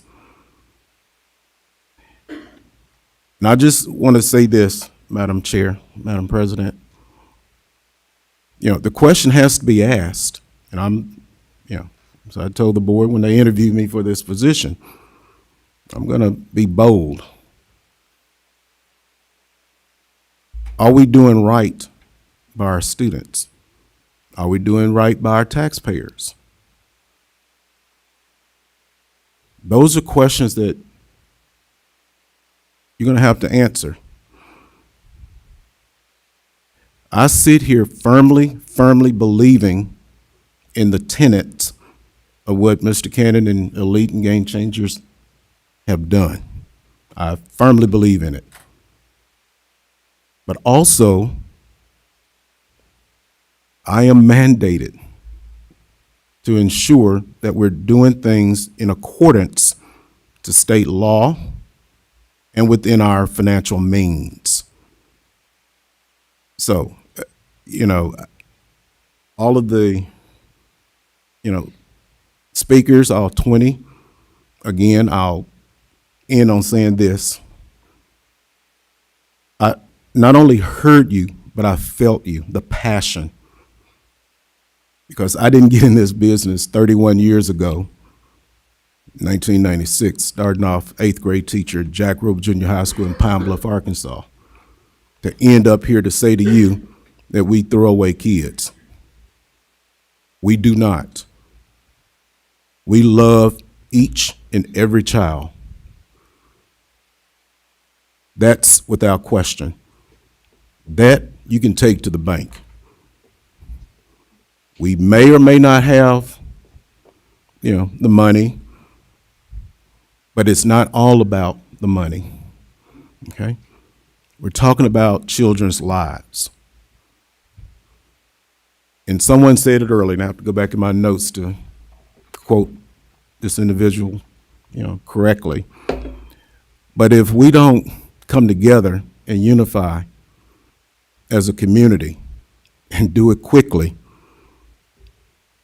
then all of this will be for naught. I'm not a politician, nor do I play one on TV. But I do know this. We can find a common answer. We have to. Because we're talking about the lives of children, our children here in Peoria. So, response, Madam Chair, I know I was a little elongated in my response, but I can assure you that we want to do what's right for our children, but also for the taxpayers and ensuring that we meet the metrics as outlined by state law. All right, thank you. Information items, number 1, superintendent update. Yes, very quickly. I shared earlier, if I didn't, I meant to, that had a wonderful opportunity to visit Knoxville Center for Student Success and also Valeska Hinton last week. And I was so enthralled in one of the classes there at Valeska Hinton, as an example, that I asked Miss Mary if I could borrow some of the children's artwork and display it here at Central Office. It was just phenomenal. Interacting with the children, seeing that the teachers are back and engaged with the students. It felt really good to be back in the classroom after having been away for a little while. So update is school has started, and anticipating next week it's going to be even better because we're going to have a lot more students and a lot more interactions. So great interactions with our children coming back from the summer. Thank you, Dr. Bell. Yes, ma'am. Number 2, financial update, Dr. Curry. So Dr. Bell alluded to the lack of a completed audit process. And so as I started assessing the business office. Knowing that the audit process was a burden, it was easy to quickly see that the department was understaffed to address the backlog of audit requests and complete their duties for the current year. We're asking a group of 5 or 6 individuals to do today's work and last year's work and try to be on top of things this year while constantly responding to requests from the auditors to find records and data from prior years. They're undertrained, whether that means that they're in their current position newly and did not have time to be fully trained as the audit backlog began to take its toll, or they were trained in a silo. And by that I mean they know a process, but they don't know the why or the how of the whole process. And so it almost becomes a rote process for some of the individuals. It's not that they're doing anything wrong. It's just when you ask a question or when you try to go deeper, I'm not sure because they were never taught or never trained the other half of the work. So we're understaffed. They are undertrained, not by lack of skill, but just a lack of an opportunity to learn more about their positions. And most importantly, they're overwhelmed. But here's the thing, they're dedicated. Some of them could have walked already. They're dedicated, they're putting in extra hours, they're putting in extra work, they're working on vacation, they're working at home, they're staying late in the office because they want to get it right. But without, to Dr. Bell's point, without a completed audit, there's no guarantee that the general ledger is absolutely concrete correct. So an audit catches any minor mistakes, major mistakes sometimes. You just never know what's going to happen in the process of counting your debits and your credits, your revenues and your expenditures. But the lack of an audit for the last 2 years could have alluded to or not found some errors. I'm not confident in our numbers. I'm not confident in the numbers on the amended budget. I don't think we need to continue with the amended budget because it's not required. We are not 100% sure that those are accurate numbers. There were some accounting issues that I think could have been handled differently, that I would like to do a deeper dive into. But my recommendation would be to not worry about the amended budget because it's a guess like any budget, but it's an even more far-reaching guess than you would normally make because you're going off of numbers that have not been audited for 2 years. Thank you so much, Dr. Curry. Do we have, yeah, I'm going to give you a chance to ask questions. I was just about to say that. Do we have any questions for him? So, Dr. Curry, based on your 40 days on the job, 45 days, what do you see as a fair timeline to expect us to know what our balance is and that we are caught up? In conversations with the auditor, the prior year's audit won't be done until December. So then you roll right into the following year's audit, which is a 4-month process at best. So, in a perfect scenario, the FY 26, 27, what we're in now, that audit could start timely, but all sorts of things have to align. So if I can read that back to you, what you're saying is that we will be 3 years behind in counting because the next audit is due September 30th. The goal would the goal would be to start the 26, 27 audit on time. So finish 26, 27 with an accurate picture of what 24, 25, and 25 and 26 actually looked like. Based on what you've seen so far, how much of a deficit are we running, or what actions have you taken to ensure that we are not in the red or unable to pay? That's not a question, sorry to cut you off. Yeah. That's not a question I can give you a concrete answer to. But what I have done is ensured that there's constant liquid funds available for bills, payrolls, et cetera. But I spoke with the principals last week, and then if you don't need it, don't buy it, right? Because we don't know where we're at. The district's cash position, I think, is different than what's on the budget.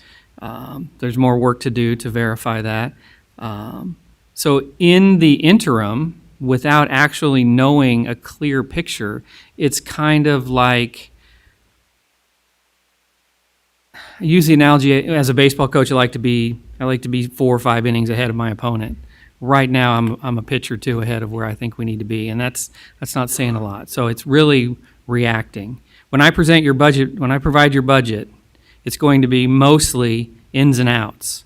The starting balance is going to be somewhat of a guess. Does that make sense? Mm-hmm. I can estimate your ins and outs, but our starting value it's not a concrete number yet. Is there then a risk that we would have to go to emergency bonds or something like that to meet payroll later this school year? I don't want to put fear into anybody's head about that. We're watching the liquid assets all along the way. So I wouldn't rule it out, but I'm not telling you to panic, and that's where you're going to be. Okay, thank you. All right, do we have any other questions? Any questions about proposed expenditures over 2,500? Mr. Diaz. Yes, sir. So as I was looking at some of this and taking in what Dr. Curry has said, I see that we still are doing some things like college football recruitment for $13,000. Like, at what point do we, what precautions can we put into place to say that? Sure, that's a misnomer. Actually, we're not recruiting college football players. I didn't know what this was either, and your email was helpful this morning, or this afternoon, I guess this morning. But when I got to it about 3:00, that is a program where the transportation department is advertising for positions on commercials during college football this year. So I don't know if it's once or once a half or once a quarter, there'll be a commercial on TV for those people watching college football, which we all know, go Canes, is a very popular thing to do on a Saturday afternoon. So I just found out what that was as well on the general, or on the bill run. It looks like, what is this? But it's really, it's more for advertising. Okay. And then are we utilizing any sort of state procurement, or are we allowing everybody to still continue to just charge whatever? I don't know if we have cooperative purchasing agreements, anything like that, to help us control 40 costs. days on the ground, but I will answer that. We are members of several different cooperatives. The B&G uses cooperatives probably the most. I don't know how much cooperative use the academic side of the house does, but they're out there for certain things as well. So we do have the ability to work through co-ops and try to get the best price. We could purchase things from the state contract as well. Sometimes the state contract, though, it sounds awesome, but sometimes a dealer can give you a better price on a vehicle if you need one. And that's just an example. The buildings and grounds vehicle lineup, the fleet it's deteriorating beyond the scope of use sometimes. We just put one to bed forever with a broken frame. So those are the kind of things that you want to look around. You don't want to just rely on the state contract or third party, cooperative, sorry. Sometimes you have to go to multiple vendors. All right. Thank you very much. You're welcome. Thank you. Are there any other questions from anyone? All right, item number 4, report of requests under the Freedom of Information Act. Dr. Bell? Yes, ma'am, Madam President. Since our board meeting report on July 13, 2026, we have received 5 new Freedom of Information Act requests. There was 1 pending request noted on the July 13, 2026 board report. There are 6 requests currently open. We have received 52 requests for the 2026 calendar year at a total estimate cost of $2,600. Thank you. Yes, ma'am. Action items, consent agenda, Vice President Ross. Thank you. First, I'd like to pull item number 5 due to the Turn your mic on. I'm sorry. First, I'd like to pull item 5 due to the lack of a proper Open Meetings Act requirement, so we will not be considering that one.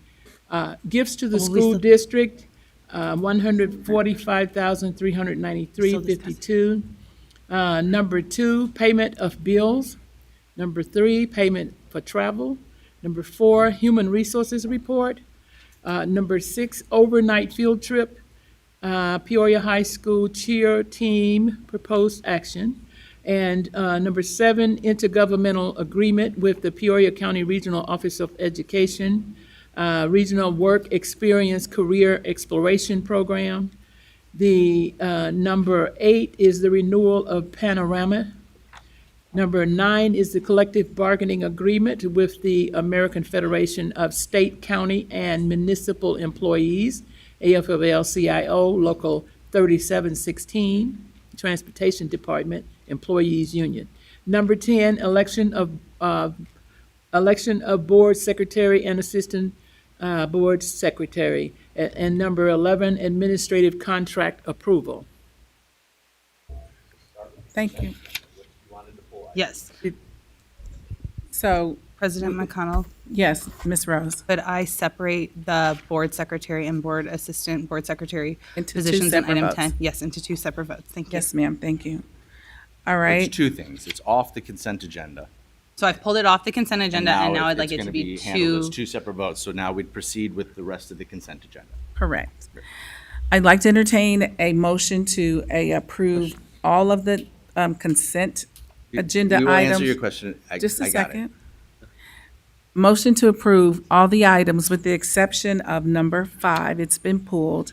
And then also for a separate vote for number 10 to separate those items. We don't need to vote on that second part. Right. Any board member can pull it. I so think that's off. really fast, can we clarify for the people in the audience? They pulled item number 5. I don't mind that they pulled it. I'd like to pull it too. Will it be discussed and voted on? We're going No. to talk about that afterwards. After we, After we do first the things consent first. agenda and Thank after you do the board secretary, then if a board member wants to add a discussion item, they need a motion, a second, and we need to take a vote. All right, so need to entertain a motion to approve all the items on the consent agenda with the exception of number 5 and number 10. I move to vote approve the separate. consent agenda with the exception of items 5 and 10. Thank you. Is there a second? Madam Secretary for the roll. Mr. Diaz. Mrs. Howard. Aye. Mrs. Rose. Aye. Mrs. Ross. Aye. Mrs. Wilson. Aye. Dr. Wilson. Aye. President McConnell. Aye. We have 7 ayes. Motion carries. Thank you. Now, item number 10, the election of board secretary, motion to approve. Can we go back to Kenny item Ross. 5? We will after We you go will. through the consent Just settle agenda. down. Well, we did go Follow through the consent process. No, you agenda. didn't. You pulled an item off that needs to be voted on individually. So did they. So why can't we talk about their No, item they- first? You pulled an item off the consent agenda. So that did nil- they. Time out. That still needs to be voted on. So does theirs. No. Yes, It it can't be does. voted on It's tonight. not- Why? Because Please it explain wasn't why. posted properly. Yes, And it that wa- came from a board member that complained about it. Okay, but then this, So it's going to be at another meeting where you vote on it. when the county school facility sales Excuse tax was me. not posted correctly, I we was- voted on it anyway. I wasn't Point there. That's, of no, order. on the agenda or posted properly with the law? Point of Those are two order. different issues. Okay, there is, Yeah. I'm trying to You're process going to get number an opportunity 10. to discuss it, I'm but processing number 10, Yes. okay? Number 10, Goodness. we are now a motion to approve Ms. Cammie Ross as the board secretary. Motion to approve. So moved. Second. Thank you. Madam Secretary for the roll. Because it's a personnel item, Well, we, you can't talk to, point of order, you Just- cannot talk to people. Just hold on. Please. and And also, no comments from the gallery. Thank you. This is not the time for any comments from the gallery. Thank you. Thank you. No comments from the gallery, and if you guys cannot contain, we'll ask somebody to ask you to leave because we have to maintain order here. Thank you. President McConnell. Just a second. There is, right now, I'm dealing with, there was a motion on the floor, there is a second. Discussion. Yes, if you have a question, then now's the time, say, I have a unreadiness, and then I will entertain that. Well, I did have some unreadiness, which I brought up in closed session, and so I feel ready to vote, but I just was hoping to make a public statement that we did discuss this privately because it is a personnel matter. Okay, thank you. Motion on the floor, Madam, would you like, you have a unreadiness, okay? I just would like to say that I feel like we didn't get a chance to have a real discussion and that Cammie had some things to say in our private meeting, and I felt like we didn't even, it didn't feel fruitful to me, so I'm just going to abstain from Cammie's vote. Okay, thank you. I would love it in the future if we could have a special meeting about this so that we could have some interaction as a board. Seeing printouts of everybody's evaluation and just reading them the day that we vote on it doesn't feel very fruitful to me because I feel like we should have been having a conversation because this is our secretary and we really didn't. Okay, And so thank I you. felt like we weren't connecting, so I just wish we could have done a better job of that. And she barely got to explain some of the things that were in question. Okay, thank you. For clarity reasons. Okay, thank you. Is there an unreadiness Yes. for you? Yes. So no information was shared with me or sent to me prior to this evening, and I was not included. While I understand what we discussed in closed session, I don't believe that as an elected official and as a member of this board that information should be withheld or that I should not be included on emails from our board to the rest of the board. And I would just like to make a point that because of that, I don't think we should have this vote until we have gotten all of the people engaged. All right, thank you. So there's a motion on the floor, and it's been seconded. Madam Secretary, for the roll call, please. Thank you. Mr. Diaz. Mrs. Howard. Aye. Mrs. Rose. No. Mrs. Ross. Aye. Mrs. Wilson. Abstain. Dr. Wilson. Aye. President McConnell. Aye. We have 4 ayes. Motion carries. Thank you. Second part, motion to approve Arlissa Holford to be appointed as the Assistant Board Secretary. Entertaining a motion to approve. moved. Is there a second? Thank you. Discussion. Yes. Okay, I expressed some concerns regarding the financial state of our district in closed session, and so I'm just going to reiterate that I have financial concerns prior to Okay. voting on this. Thank you. All right, thank you. Mr. Diaz? As voiced earlier, if I believe that we need to secure people that are not taking resources from our finance office, and this would require a staff member being taken away or not having full responsibility or full ability to meet their job needs in the current staffing levels that we are, as Dr. Curry mentioned. So I would move to decline this. Okay, thank you. And a point of clarity, we are not pulling anybody from their work capacity in the Office of Finance. It is a support role. It's very rarely implemented, only in extreme cases. And so thank you so much. Does anybody else have anything else to say? All right, thank you. You have something else different to say? Yes. Well, I just want to ask Dr. Curry, would this be a challenge to you to have is one not of the your place. employees? That's a personnel issue. To be fair, I can't give you a solid answer on how much time she would actually take away from, because I don't believe it's taken away from any It's to not this taken point. away anytime. Thank you. I All right, have a there's question, yes, but you ma'am. did say you're understaffed right now, correct? Oh, that's absolutely true. Thank you. All right, there's a motion on the floor. Madam Secretary, for the roll, please. Mr. Diaz? No. Mrs. Howard? Aye. Mrs. Rose? No. Mrs. Ross? Aye. Mrs. Wilson? Nay. Dr. Wilson? Aye. President McCall? Aye. We have 4 ayes, motion carries. Okay, Thank item you. number 5 was pulled from the consent agenda, and I would like to make a motion to approve the Game Changers contract. Second? There's a motion on the floor. No, but you got it wrong. Explain it then.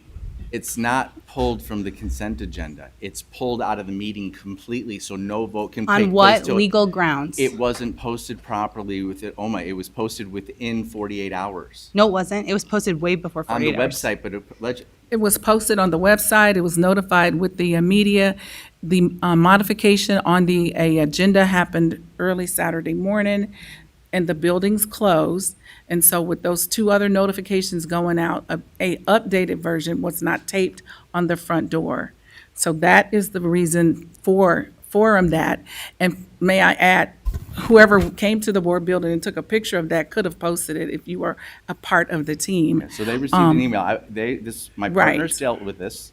They got an email from someone taking a picture saying it's not properly posted. so In they- the past, when it wasn't properly posted on the building, we still voted. I No. can't tell you about the past. No, we They did not. consulted with the superintendent and the board president. and they- So can we make a consensus of the board whether we want to vote on, or I've already motioned and You can't seconded. vote on whether or not you're going to violate the Open Meeting Act. It's not a violation of the Open Meetings Act according to past precedent. No, it is not. That was the lawsuit that I brought, right? That you didn't No. notice the correct meetings, and we spent over $20,000 not.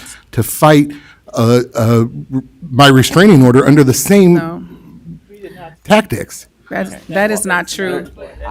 They got advice from my partners. This is my first day back from being off. And they gave them, you can recite. We that. understand, no. We are I made clear, a motion, and it's being Board pulled, Member and it's Wilson not being, seconded. it's not being Can we voted on please tonight. vote?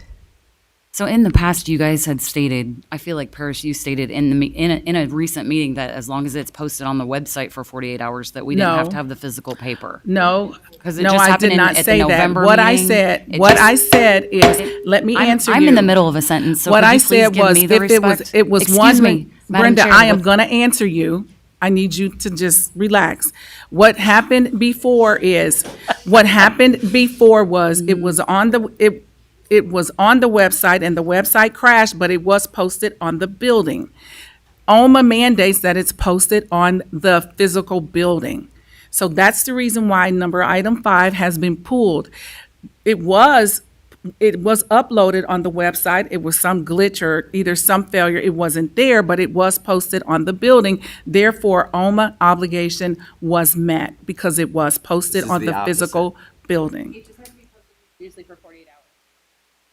Continuously for 48 hours. Yeah, It does we were not told say as on long the as it's in building. one of It the was spaces. continuously But posted you're- online but for you're 48 lawful. hours, I am and we want to taking vote. from the OMA people that you talk to. Yeah, that they that's- gave the We advice just and they're get to taking pick the when consent. we follow OMA and when we don't, because that's what we're showing the not- community This is right now. the advice from the attorney, and that's the legal leadership that we are following. We would like to vote on this tonight.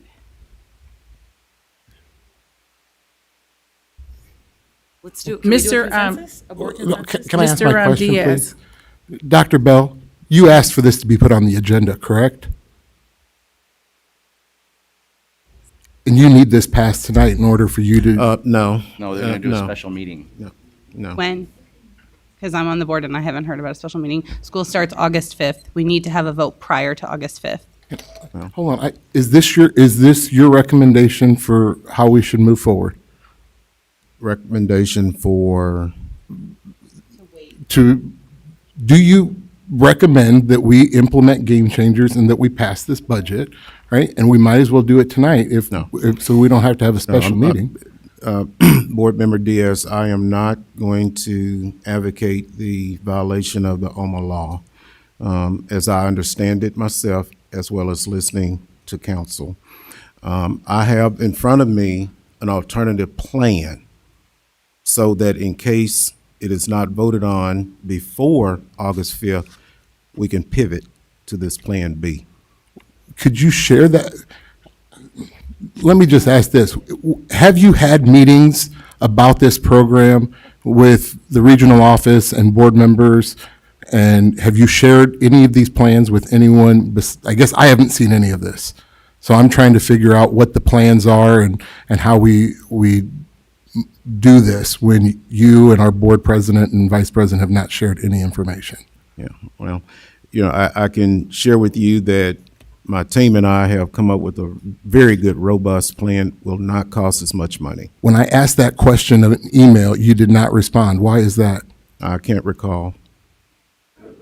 So your email, you told me that you were told by Paris McCown or by a board member not to respond. Are you changing what we discussed when you came to me on Saturday? Yeah, you're getting very personal, and I will not go down that road with you, except to say this, Mr. Diaz. The very thing you did or accusing me of doing, yes, sir. Okay. You're going to give privileged information over to one of our union members. Why? It was not privileged information. Anyone can FOIA the conversations that are memorialized between myself and others because I do want to make sure that I hold people to the truth and to have integrity. Wow, that's rich coming from you. Okay, thank you. Mr. Louisi, Yeah. We are now I'm on the asking you if we can vote on agenda. this tonight. No. My partners gave a legal opinion that The there's a answer is risk no. of doing it and you violate OMA. They didn't And give me that somebody- legal opinion. What? I have not heard from your legal team. I've only heard from my board members. You've been who are advised. We have not lawyers. even gotten that. Yeah, When I have did you not share that received it. information? So, I wasn't involved. When?